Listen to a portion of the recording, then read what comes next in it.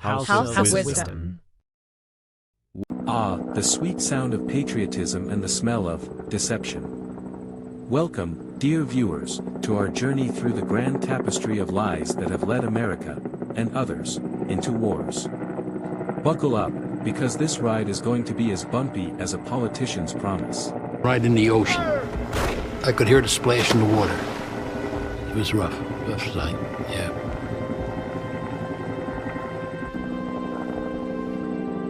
It just hurt so much that it's hard to explain. It just hurt me tremendously.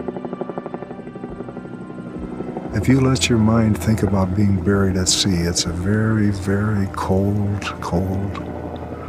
serious thing.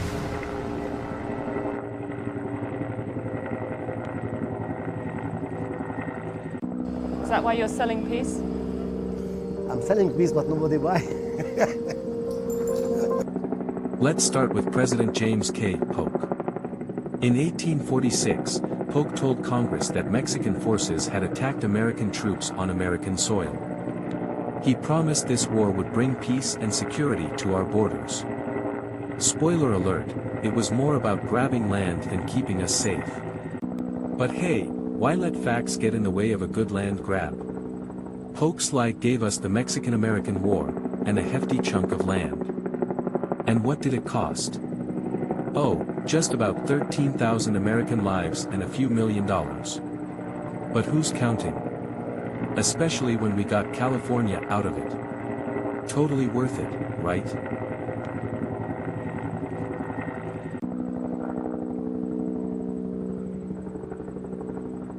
Next up, 1898, the explosion of the USS Maine in Havana Harbor. President McKinley and the media immediately blamed Spain without a shred of evidence. And voila, the Spanish-American War began. McKinley assured us it would protect American interests.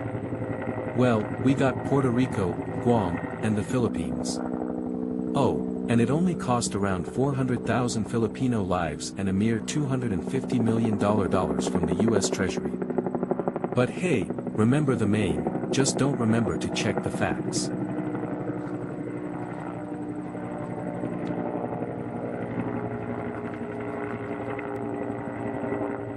Woodrow Wilson, the man who kept us out of war, until he didn't. Re-elected in 1916 on the promise of peace, Wilson soon led the US into World War I, claiming it was the war to end all wars. Well, it ended all right, along with 116,000 American lives and about $32 billion of taxpayer money.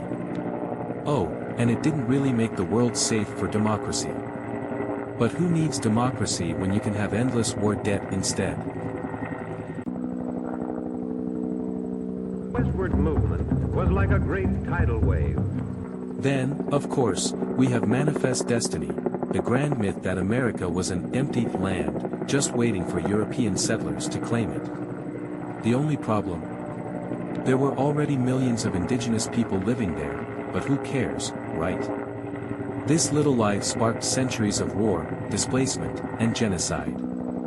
Countless native lives were lost, but at least we got the whole continent.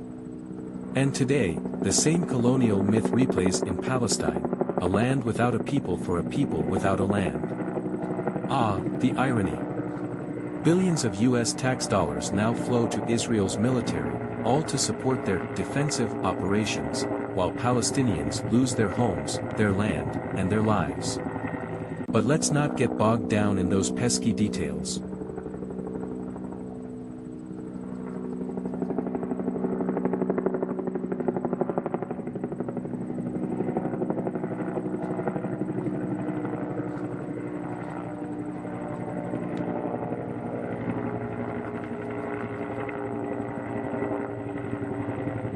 That renewed hostile actions against United States ships on the high seas in the Gulf of Tonkin have today required me to order the military forces of the United States. Enter Lyndon B. Johnson and the Gulf of Tonkin incident.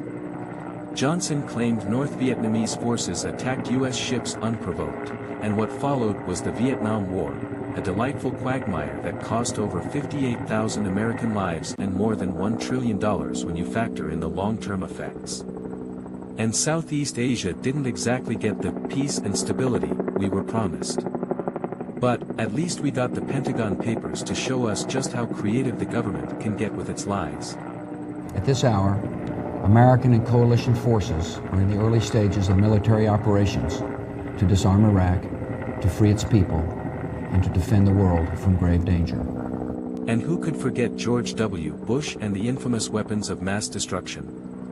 The Bush administration insisted Iraq had WMDs and that invading would make the world safer. Weapons of mass destruction. Spoiler alert, they didn't.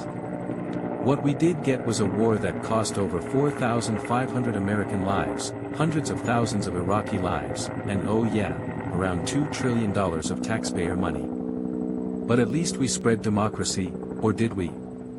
Hard to tell when the only thing really spreading was chaos. The decision of one man to launch a wholly unjustified and brutal invasion of of Ukraine.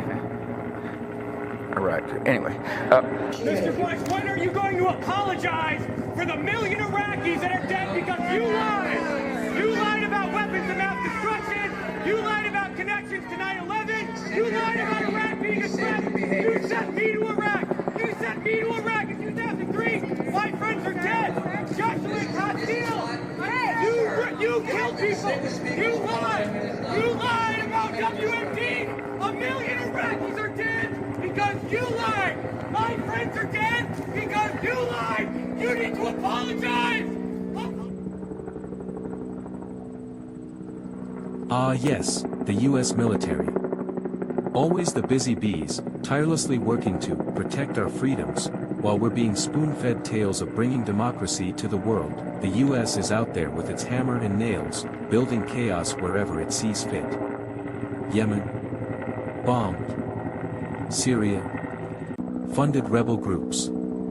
Venezuela. Let's just topple the government and call it a humanitarian effort. Look here, it's made in USA. Marhaba. I am now in the destroyed city, Khan Yunis, but I will show you something. These the bomb that Israel used to kill our people and destroyed our cities.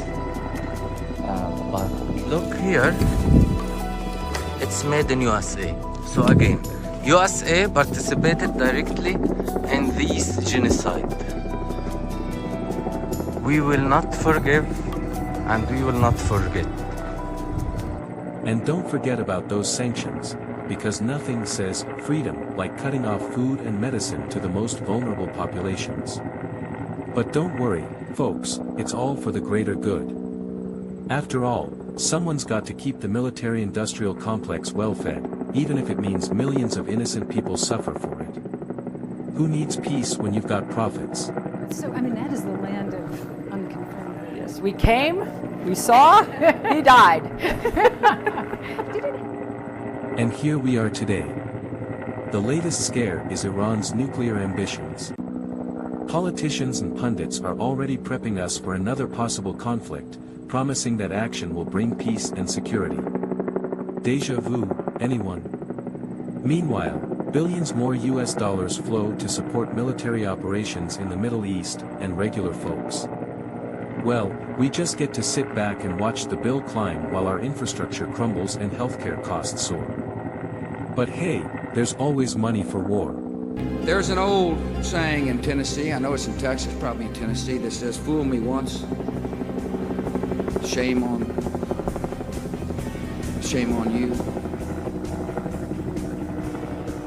If fool me, we can't get fooled again. So, dear viewers, the next time you hear the call to arms, ask yourself, is it truth or just another lie sold to the American people? Stay skeptical, stay informed, and most importantly, stay tuned. And remember, while it's crucial to question and understand our past, let's also work towards a future where peace and truth prevail. Don't forget to like, comment, and subscribe for more intriguing insights and historical exposés. Until next time, question everything and strive for peace.